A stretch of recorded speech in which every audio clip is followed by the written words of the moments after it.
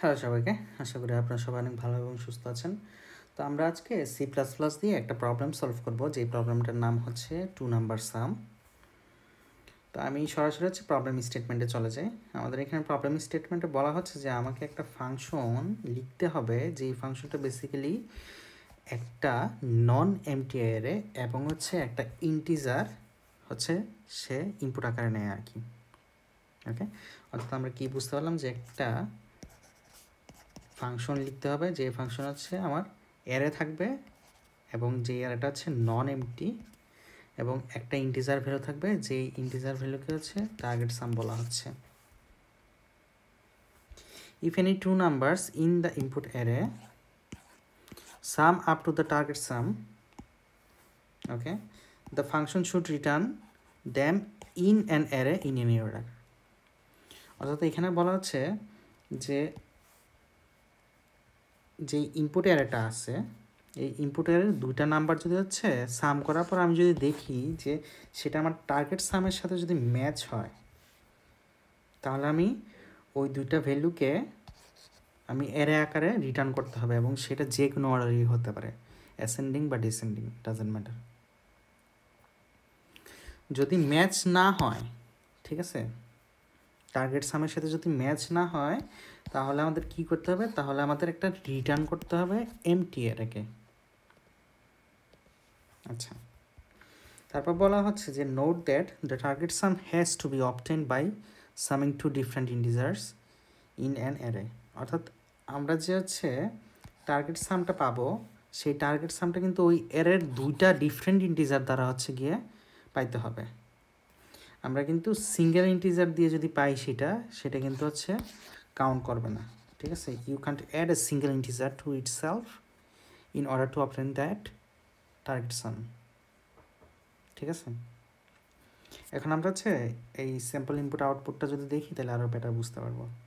So আমাদের array দেওয়া আছে, এগুলো অ্যারের ভ্যালুগুলো, ফাইন, এবং একটা টার্গেট সাম দেওয়া আছে যেটা 10। সো আমি কি করব, 3 আর 5কে সাম করব। সাম করে যদি দেখি যে এই সামটা আমার টার্গেট সামের সাথে ম্যাচ খায়, সেক্ষেত্রে আমি এই দুটা ভ্যালুকে 3 এবং 5কে রিটার্ন করে ফেলবো, এবং সেটা কিন্তু যে কোনো অর্ডারই হতে পারে, 3 অথবা 5, 5 অথবা 3, ঠিক আছে, যে কোনো অর্ডারই হতে পারে, ডাজেন্ট ম্যাটার।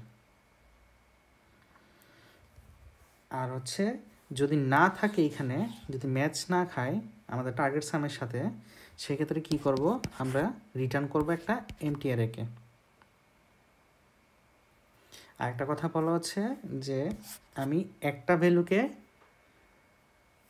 মানে ডাবল ইউজ করতে পারবো না, অর্থাৎ এই 5 + 5 যদি আমি 10 ইউজ করে যদি আমি বলি যে হ্যাঁ এই 10 আর টার্গেট সাম যদি ম্যাচ করছে, আমি যদি এটা বলি, তাহলে কিন্তু এটা আমাদের টেস্ট কেস পাস করবে না, যে এখানে বলা হয়েছে সেটা, ঠিক আছে। ওকে, এখন এখানে নোটিস করেন যে আমাদের স্যাম্পল আউটপুটটা -1 এবং 11।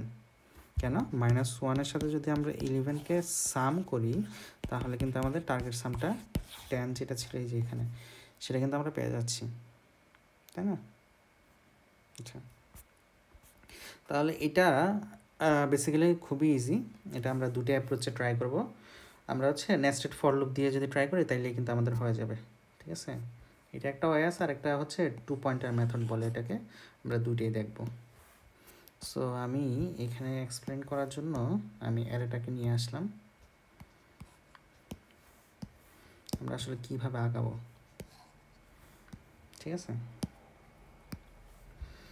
আমার ফার্স্ট এইটা আমার আই থাকবে, আর এইগুলো আমার জে থাকবে, ঠিক আছে।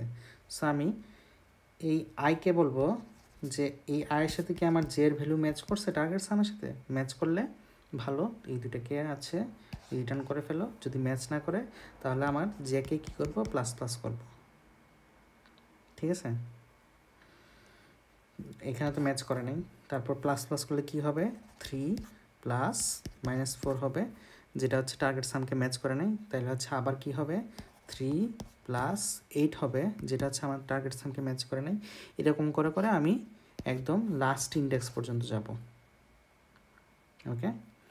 তাও যদি ম্যাচ না করে, আমাদের টার্গেট সামের সাথে যদি ম্যাচ না হয়, যেটা হচ্ছে 9 আর আমাদের টার্গেট সাম হচ্ছে 10, ম্যাচ করে না, তাহলে আমি কী করব, আমি পরে হচ্ছে আইকে আবার প্লাস প্লাস করে ফেলবো। ঠিক আছে, আইকে যদি প্লাস প্লাস করি তখন আই আসবে এইখানে, যে কোথা থেকে শুরু হবে, যে শুরু হবে এইখান থেকে। ঠিক আছে, অর্থাৎ আমরা বুঝতে পারলাম যে এখানে আমাদের আইটা কীরকম, আই আর জের লুপটা কীরকম হবে। আমরা হচ্ছে আই শুরু হবে 0 থেকে, আর এটা কোথায় যে শেষ হবে, আই যাবে হচ্ছে আমাদের এর যে সাইজ আছে, ঠিক আছে, এর সাইজের -1 এই ঘর পর্যন্ত আমাদের আই যাবে। কেন এই ঘর পর্যন্ত যাবে? লাস্ট পর্যন্ত গেলে কি সমস্যা, লাস্ট পর্যন্ত গেলে যখন আয়ের ভ্যালু 6 হবে, জে এর ভ্যালু তখন 6 হয়ে যাবে, যেটা হচ্ছে 12। এবং এখানে নোটিস করেন এরা দুজনই হচ্ছে সেম ইন্টিজার, তো এদেরকে কিন্তু আমরা নিতে পারবো না, এটাই বলা হয়েছে আমাদের কিন্তু কোয়েশনে, তাই না? আচ্ছা, তাহলে আমাদের যে কি হবে, যে শুরু হবে হচ্ছে i+1 থেকে। কেন i+1 থেকে? কারণ হচ্ছে আয়ের ভ্যালু যখন 3 থাকবে, যে এর ভ্যালু যখন 3 থাকবে, তখনও কিন্তু সেম ইন্টিজার হয়ে যাবে, ওটা কিন্তু আমরা নিতে পারবো না, তাই না? সেই জন্য আমরা হচ্ছে এখান থেকে শুরু করব, i+1 থেকে শুরু করব, এবং যে কতটুকু পর্যন্ত যাবে, যে যাবে এরে সাইজ পর্যন্ত যাবে, লাস্ট পর্যন্ত। ওকে, তারপর হচ্ছে জে প্লাস প্লাস করে ফেলবো। তারপর হচ্ছে আমরা চেক করব ইফ স্টেটমেন্ট দিয়ে যে আমাদের অ্যারে অফ আই ইন্ডেক্সের value plus array of J ইন্ডেক্সের ভ্যালু কি আছে আমাদের টার্গেট সামের সমান হয়েছে কিনা। যদি সমান হয় তাহলে সেটাকে রিটার্ন করো, ঠিক আছে, অ্যারে আকারে রিটার্ন করো ওই দুইটা ভ্যালুকে। আর যদি সমান না হয় তাহলে হচ্ছে আমরা আবার তো প্লাস প্লাস হবে এইখানে, ঠিক আছে, এইখানে প্লাস প্লাস হবে, এখানে প্লাস প্লাস হবে, ওভাবে আমরা আগাইতে পারবো। তো এই প্রবলেমটা আমরা হচ্ছে সরাসরি দেখে ফেলি, আমাদের যে আছে সিমুলেশন যে সফটওয়্যারটা আছে সেখানে আমরা দেখে ফেলি, বা আমাদের কোড এডিটর যেটা আছে সেখানে দেখি। ওকে, সো আই গেস দেখা যাচ্ছে স্ক্রিন। তো আমি যেটা করব এখানে দুটো ফর লুপ চালাবো। For integer I is equal to 0, sorry, I is equal to 0 থেকে শুরু হবে, আই কতটুকু পর্যন্ত যাবে, আই যাবে হচ্ছে আমার অ্যারে ডট সাইজ পর্যন্ত, কিন্তু তার আগের ঘর পর্যন্ত, ঠিক আছে, আগের ইন্ডেক্স পর্যন্ত। এবং আইকে আমি ইনক্রিমেন্ট করে ফেললাম। এবার হচ্ছে আমি আবার জেকে 0 থেকে শুরু করে যে যাবে কতটুকু পর্যন্ত, অ্যারে ডট সাইজ পর্যন্ত যাবে যে, এবং জেকে আমি ইনক্রিমেন্ট করে ফেললাম।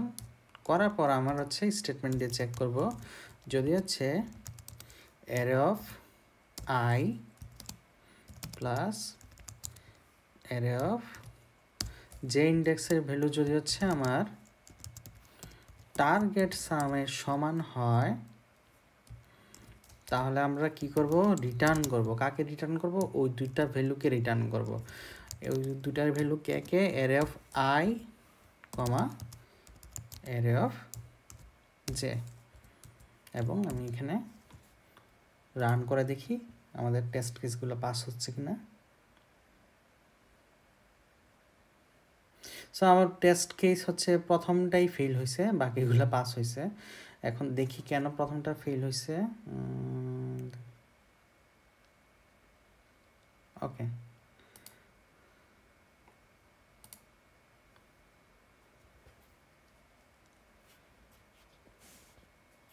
আচ্ছা আমি একটু দেখি আমাদের প্রবলেমটা কী হয়েছে।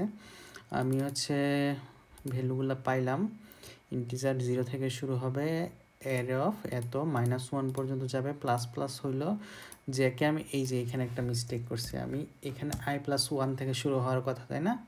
কিন্তু আমি এখানে কি দিছিলাম, 0 থেকে দিছিলাম। সো i+1 থেকে শুরু হয়ে এটা যাবে কত পর্যন্ত, লাস্ট পর্যন্ত যাবে, প্লাস প্লাস করলাম জেকে। এবার আই গেস হওয়ার কথা, এবার কোনো প্রবলেম পাবো না। এবং আমার 12টা টেস্ট কেস হচ্ছে পাস হয়ে গেছে, তাই না?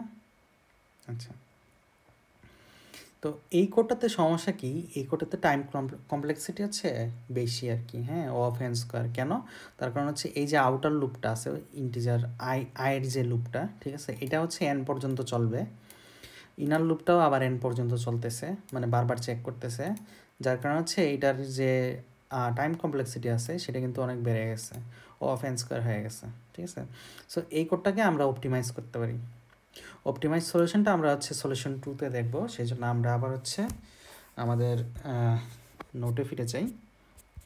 আমরা এখন কি করতে পারি, আমাদের যে অ্যারেটা আছে, এই অ্যারেটাকে আমরা ফার্স্টে সর্ট করব, ঠিক আছে।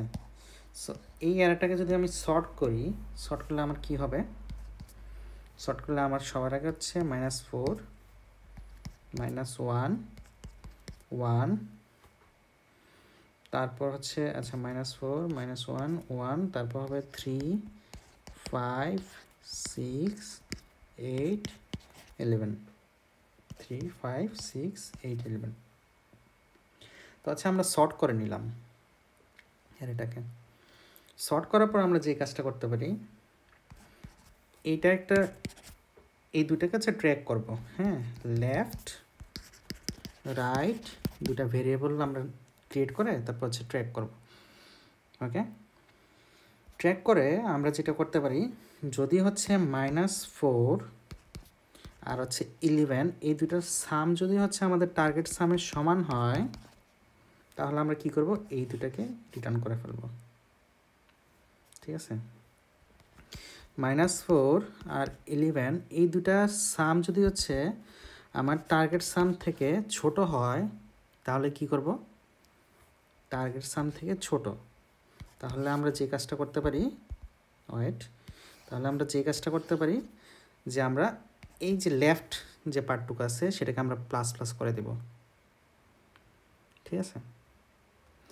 -4 এবং 11 যদি হচ্ছে সাম করার পর যদি আমাদের টার্গেট সাম থেকে ছোট হয়, তাহলে আমরা এই লেফটকে প্লাস প্লাস করে দেবো। কেন, তার কারণ হচ্ছে এটা তো শর্টেড অ্যারে। সো -4-এর যে পরের যে ইন্ডেক্সটা আছে সেটা তো ডেফিনেটলি -4 থেকে বড় হবে। এই যে -4 থেকে পরের ইন্ডেক্সের যে ভ্যালুটা সেটা কিন্তু আসলে -4 থেকে বড়, ঠিক আছে।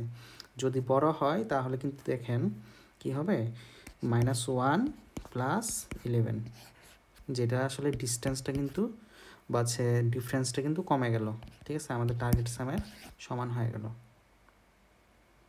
ওকে, আর যদি ঘটনাটা অন্যরকম হয়, আমাদের যে টেস্ট কেস আছে সেটা যদি ছোট হয়ে যায়, তাহলে কি হবে, অর্থাৎ আমাদের লেফটের ভ্যালু এবং রাইটের ভ্যালু সাম করার পর যদি সেটা আমাদের টেস্ট কেস থেকে ছোট হয়, তাহলে আমরা কি করব, আমরা রাইটকে মাইনাস করে ফেলব।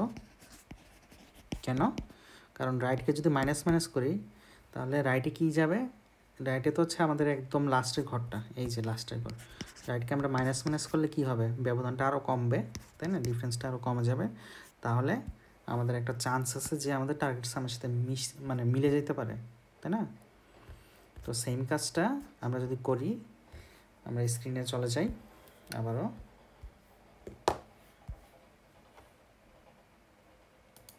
ওকে, সো আমি আবার হচ্ছে স্ক্রিনে চলে আসলাম। আমরা শুরুতেই কি বললাম, আমরা হচ্ছে সর্ট করব, যেহেতু এটা হচ্ছে আমাদের একটা array, vector of array, sort, সেই জন্য কিন্তু আমরা ইজিলি সর্ট ফাংশনটাকেই কল করে ফেলতে পারতেছি, ঠিক আছে। Array dot begin comma array dot end করলে কিন্তু আমরা সর্ট হয়ে গেল আমাদের অ্যারেটা।